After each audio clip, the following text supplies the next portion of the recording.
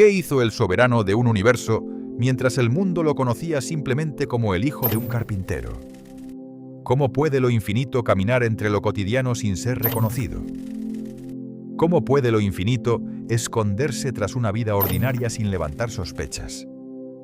¿Qué señales pasan desapercibidas cuando la verdad adopta formas humildes? Un periodo de silencio en los textos oficiales que en realidad fue la operación de inteligencia espiritual más importante de nuestra era. Un intervalo que no fue ausencia, sino gestación. Un intervalo que no fue un vacío, sino una preparación estratégica. Un tiempo en el que se estaba configurando algo que afectaría a toda la humanidad. Millones de personas se han preguntado durante siglos dónde estuvo Jesús entre los 12 y los 30 años. Una pregunta que ha atravesado generaciones como un enigma persistente. La respuesta no se encuentra en los archivos del Vaticano, sino en la crónica técnica de Urantia. Un relato alternativo que propone una lectura mucho más amplia de su misión. Un registro que nos revela que Micael de Nevadón no nació con todos sus recuerdos cósmicos activos. No llegó con la plenitud de su identidad, sino con la tarea de descubrirla desde dentro. Tuvo que despertar dentro de la misma amnesia que tú y que yo experimentamos. Un proceso que resuena con quienes sienten que aún no han recordado quiénes son realmente. Imagina el choque. Una consciencia capaz de sostener galaxias, comprimida en la mente limitada de un niño de Nazaret. Una inmensidad intentando expresarse a través de la fragilidad humana. No llegó con una identidad integrada, sino con un potencial que debía ser recordado paso a paso. Un despertar gradual que implicaba experiencia, duda y aprendizaje. ¿En qué momento exacto supo que no era de este mundo? ¿Fue una revelación repentina o una comprensión que se fue abriendo como un amanecer? Te revelaré el instante de su primer contacto en solo unos minutos, porque lo que ocurrió en las colinas de Galilea es la prueba de que tú también tienes un potencial dormido esperando la señal adecuada. Una posibilidad interior que puede activarse cuando las condiciones son propicias. A los 14 años, tras la muerte de su padre José, Micael asumió la carga de una familia numerosa. Responsabilidades que moldearon su comprensión del sufrimiento humano. El soberano de millones de mundos estaba fabricando arados y reparando techos para alimentar a sus hermanos. La divinidad sometida a la disciplina de la supervivencia cotidiana. Una experiencia que lo conectó profundamente con la realidad de quienes venía a servir. Esta etapa no fue un castigo, fue una infiltración. Una inmersión consciente en la condición humana. Micael necesitaba entender el dolor, el cansancio y el miedo al hambre para que su futura victoria sobre la rebelión fuera total y justa. Porque la verdadera transformación requiere comprensión directa.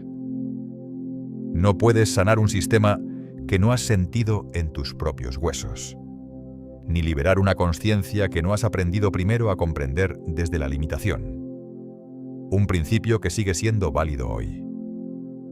Pero mientras trabajaba en el taller, algo estaba ocurriendo en su lóbulo frontal. Un proceso invisible que avanzaba en silencio. Su ajustador del pensamiento estaba trabajando a máxima potencia, reconectando los circuitos que la rebelión de Lucifer había intentado quemar. Un diálogo silencioso entre lo humano y lo divino que estaba a punto de estallar en un viaje que cambiaría la geografía espiritual del planeta. Un punto de transición hacia una misión más amplia. ¿Qué encontró Micael en las caravanas de Oriente que le obligó a abandonar su hogar? ¿Qué encuentro o revelación lo impulsó a cruzar los límites de su mundo conocido? Quédate, porque lo que descubrió en su primer viaje iniciático es la razón por la que hoy, 2000 años después, seguimos sintiendo su presencia como una huella viva en nuestra conciencia. Una influencia que continúa manifestándose de formas inesperadas. La red de inteligencia espiritual El viaje comenzó de forma inesperada. No fue una huida, fue una invitación de un mercader indio y su hijo, que reconocieron en aquel joven carpintero una luz que no pertenecía a este plano. Una intuición silenciosa que marcó el inicio de una etapa decisiva. Una señal sutil de que su vida estaba a punto de cambiar de dirección. Como si fuerzas invisibles estuvieran reorganizando su destino. Un encuentro casual que en la administración del universo no existe. Porque incluso los acontecimientos aparentemente simples forman parte de una arquitectura mayor. Una red de decisiones y encuentros que va configurando el propósito. Micael aceptó la misión de actuar como intérprete y guía. Durante casi 2 años, recorrió los centros neurálgicos del mundo antiguo: Alejandría, Roma, Atenas y las rutas hacia el este. Un trayecto que ampliaría no solo su visión del mundo, sino su comprensión del ser humano. Un trayecto que no solo transformaría su comprensión del mundo, sino su preparación para lo que vendría después. Cada ciudad era un aprendizaje, cada rostro una revelación. Pero no iba como un turista, iba como un cartógrafo de almas. Observando, sintiendo y registrando la vibración interna de la humanidad. Mapeando silenciosamente las luces y sombras de la consciencia colectiva. En Alejandría, la capital del conocimiento, Micael no se perdió en los libros, se perdió en las personas, descubriendo que el verdadero conocimiento se transmite a través de la experiencia vivida, descubriendo que la verdadera sabiduría no siempre habita en los textos, sino en la experiencia humana compartida. Pasaba horas en el puerto hablando con marineros, esclavos y mercaderes de todos los rincones de Urantia, escuchando relatos que reflejaban el dolor, la esperanza y la resiliencia de la humanidad. Estaba recopilando los datos de la psique colectiva que Lucifer había intentado corromper. Un trabajo silencioso que sentaría las bases para su futura intervención. Una observación profunda que le permitiría actuar con comprensión total. Aquí es donde el guión de la historia oficial se rompe. El libro de Urantia nos revela que en Roma, Micael se enfrentó cara a cara con la decadencia absoluta del imperio. Un contraste impactante entre el poder visible y la fragilidad moral. Un choque directo con las sombras del poder humano. Vio la opresión y la injusticia, pero no levantó una espada. Eligió intervenir desde un plano más sutil. Hizo algo mucho más peligroso para la matriz. Sembró ideas de soberanía individual, plantando semillas que germinarían mucho después de su partida. Ideas que cuestionaban estructuras profundamente arraigadas. ¿Sabías que mientras estaba en Roma, Micael fue tentado por agentes de la rebelión para tomar el control político del mundo? Intentaron ofrecerle un trono terrestre para que abandonara su misión cósmica. Una oferta que habría cambiado el curso de la historia humana. Una oferta de poder inmediato, a cambio de renunciar a la liberación eterna de la humanidad. Una decisión que exigía claridad absoluta. Él los rechazó con una de esas sonrisas que nacen de la certeza absoluta. La calma de quien comprende el verdadero alcance de su misión. Porque su viaje no era para conquistar ciudades, sino para recuperar los circuitos de luz que habían sido cortados. Una tarea invisible, pero determinante. Cada conversación que tenía, cada persona que tocaba, era un punto de reconexión en la red planetaria. Un proceso gradual de restauración energética.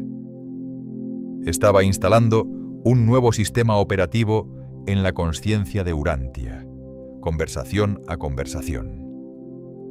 Una actualización silenciosa. Una labor de filigrana espiritual que preparaba el terreno para lo que vendría después. Un trabajo minucioso, cuyo impacto solo sería comprendido con el tiempo. Pero aquí viene lo más inquietante. Urantia relata que Micael realizó un viaje a las montañas de los Alpes, donde ocurrió algo que la teología tradicional no puede explicar. Un episodio envuelto en misterio que marcaría una transición definitiva. un evento de alta tecnología espiritual que preparó su cuerpo para la fase final, una transformación que lo acercaba al cumplimiento de su misión. ¿Qué ocurrió realmente en aquellas cumbres nevadas? Te lo revelaré en los siguientes minutos, porque lo que sucedió allí fue el último paso antes de su duelo directo con el origen de la oscuridad en este sistema. Un enfrentamiento que redefiniría el destino espiritual de Urantia. El duelo final en el desierto. Tras años de viaje, Micael regresó a Palestina, pero ya no era el mismo. El trayecto había transformado su percepción, su propósito y su presencia. Cada experiencia vivida había pulido su conciencia como una herramienta precisa. El hombre de Nazaret había dejado paso al soberano de Nevadón, una identidad interior que ahora comenzaba a manifestarse con claridad, como si una frecuencia olvidada empezara a resonar con fuerza desde su interior. Estaba listo para el enfrentamiento definitivo, el momento que daría sentido a todo su recorrido. La teoría se iba a convertir en combate directo, una confrontación donde las ideas dejarían de ser conceptos para convertirse en destino, donde cada decisión tendría consecuencias para mundos enteros. Olvídate de la imagen de un Jesús pasando hambre en el desierto, mientras un diablo con cuernos le ofrece piedras. La escena era mucho más compleja y decisiva de lo que la tradición popular ha transmitido. Un escenario invisible para los ojos físicos, pero determinante para la evolución del sistema. La realidad, según Urantia, fue un juicio cósmico de proporciones épicas. Un evento observado en niveles que la mente humana apenas puede imaginar. Un momento suspendido entre el tiempo y la eternidad. Un duelo de voluntades entre el creador del universo y el mayor rebelde de su historia. Dos visiones opuestas del futuro de la consciencia. Dos modelos de realidad enfrentándose en silencio. Lucifer no se presentó como un monstruo. Se presentó como un igual, como un administrador que defendía su derecho a gestionar el sistema de Satania a su manera. Una postura que apelaba a la lógica, al orden y al control. Una narrativa seductora que prometía eficiencia sin conexión. Intentó convencer a Micael de que la humanidad era indigna de la libertad que él quería otorgarles. Una acusación directa contra el potencial humano. Un intento de reducir la chispa divina a mera biología condicionada. «Mira a estas criaturas», decía Lucifer, «son egoístas, violentas y limitadas. Déjame gobernarlas y yo les daré orden». Una propuesta que prometía estabilidad a costa de la libertad interior. Una oferta de control absoluto disfrazada de benevolencia. El eterno dilema entre seguridad y evolución, entre obedecer por miedo o elegir por consciencia. Micael respondió con el silencio más poderoso de la historia. Un silencio que no era ausencia, sino presencia total. Una afirmación vibratoria imposible de argumentar. No discutió, simplemente fue. Encarnó aquello que defendía sin necesidad de argumentarlo. Transformó la teoría en experiencia viviente. Al vivir como un humano y negarse a usar sus poderes divinos para su propio beneficio, Micael demostró que la soberanía del Padre es real, incluso en el rincón más oscuro del universo. Una evidencia viviente imposible de refutar, una demostración práctica de que la evolución no necesita imposición. Fue el fracaso definitivo del manifiesto de la libertad de Lucifer. El punto en el que la teoría rebelde perdió su fundamento. El instante en que la ilusión del control comenzó a resquebrajarse. En ese momento, la cuarentena de la Tierra no se levantó físicamente, pero la sentencia legal fue dictada. Un veredicto que comenzó a resonar en los planos invisibles. Una resolución que inició procesos que aún hoy se despliegan. Lucifer perdió su derecho a gobernar las mentes de Urantia. Una transición silenciosa de autoridad espiritual. Un cambio de paradigma que tardaría generaciones en ser comprendido. El príncipe de este mundo fue destronado no por la fuerza, sino por la integridad de un solo hombre que se negó a ser manipulado. La demostración de que la coherencia interior puede transformar estructuras enteras. La victoria de la voluntad sobre el ego. Un mensaje que sigue teniendo implicaciones hoy. Un recordatorio de que cada elección individual contribuye al destino colectivo. Pero, ¿qué significa esto para ti hoy? ¿Cómo influye esta antigua decisión en tu experiencia cotidiana? Si la batalla ya se ganó hace 2000 años, ¿por qué seguimos viendo caos y oscuridad? ¿Por qué la transformación no se manifiesta de forma inmediata? Preguntas que revelan que la historia no terminó, solo cambió de fase. La respuesta reside en un concepto que Urantia sugiere como una fase de transición necesaria para que cada alma elija su bando por libre albedrío. Un periodo donde las decisiones individuales adquieren un valor decisivo. Un tiempo donde la consciencia se afina a través de la experiencia. Un tiempo de gracia donde el error todavía tiene espacio para agotarse a sí mismo. Una oportunidad evolutiva que no será permanente. Una ventana abierta en el tejido del destino. Pero cuidado, porque esta transición está llegando a su fin. Señales sutiles indican que los ciclos están cambiando. Movimientos profundos que solo pueden percibirse desde la atención interior. En el próximo segmento vamos a descubrir el secreto de la séptima otorgación y cómo este viaje preparó a Micael para instalar el espíritu de la verdad. Ese Wi-Fi espiritual que ahora mismo está intentando conectar contigo. Una señal que muchos ya comienzan a sentir sin saber nombrarla. La herencia de la verdad. El viaje secreto de los años perdidos no fue una formación académica, fue una iniciación experiencial, una inmersión total en la condición humana. Micael no aprendió de los hombres, aprendió a ser un hombre para poder elevarnos a todos. Sintió la fragilidad, el cansancio, la duda y la esperanza. El descenso total para permitir el ascenso masivo. Una estrategia de amor que solo puede comprenderse desde la consciencia expandida. Al terminar su recorrido por el mundo antiguo, Micael había tocado todas las castas, todas las razas y todos los niveles de sufrimiento.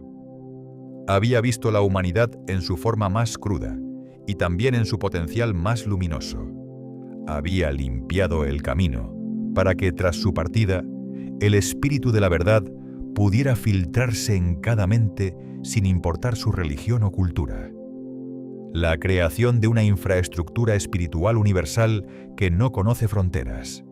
Un tejido invisible que conecta experiencias aparentemente separadas. Hoy, cuando sientes ese impulso de buscar más allá de lo establecido, cuando rechazas las verdades impuestas y buscas tu propia conexión con la fuente, estás utilizando la herencia que Micael dejó tras ese viaje secreto. Un impulso que no nace del azar, sino de una memoria profunda.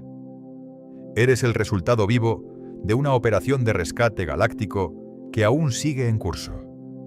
Una misión colectiva en la que cada consciencia desempeña un papel único. La verdadera historia de los años perdidos nos enseña que el despertar no ocurre en los templos, sino en el camino. Ocurre en el taller, en el puerto, en la conversación con el extraño y en el silencio del desierto. En los momentos donde nadie observa, pero todo se transforma. La divinidad se manifiesta en la coherencia de lo cotidiano y en la valentía de ser uno mismo bajo cualquier circunstancia. En la elección constante de actuar desde la verdad interior. Pero, ¿qué significa esto para ti hoy? ¿Por qué una historia ocurrida hace 2 milenios sigue resonando en tu interior como si no hubiera terminado?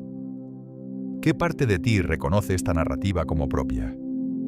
Si la batalla ya se ganó hace 2000 años, ¿por qué la sensación de desconexión continúa manifestándose en tantas vidas humanas?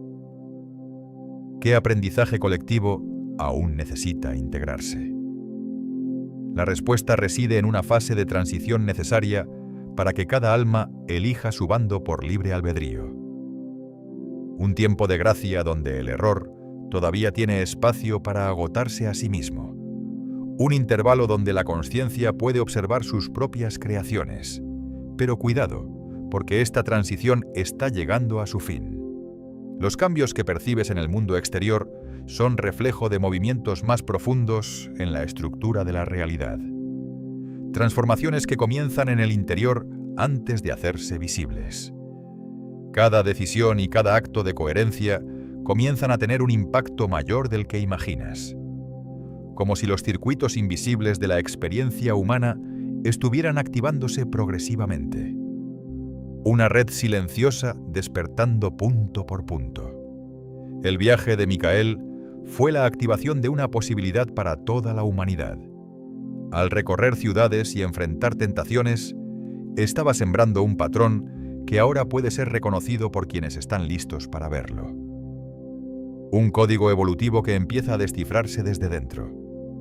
Un mapa interior que empieza a revelarse cuando dejamos de buscar únicamente fuera. Cuando el viaje deja de ser geográfico y se vuelve consciente. En el próximo segmento vamos a descubrir el secreto de la séptima otorgación y cómo este viaje preparó a Micael para instalar el espíritu de la verdad. Esa frecuencia que muchos sienten como intuición, inspiración o llamado. Una señal persistente que invita a recordar. Porque quizá la verdadera pregunta ya no es qué hizo Jesús en sus años perdidos, sino ¿qué estás tú preparado para recordar en los tuyos? ¿Qué parte de tu historia aún espera ser comprendida? Quédate conmigo en esta saga, porque lo que vamos a explorar a continuación no solo ampliará tu comprensión del libro de Urantia, puede transformar la forma en que entiendes tu propio propósito en este planeta. Una invitación a participar conscientemente en tu propia evolución. Gracias por estar aquí. Que la paz y la luz te acompañen siempre en tu camino.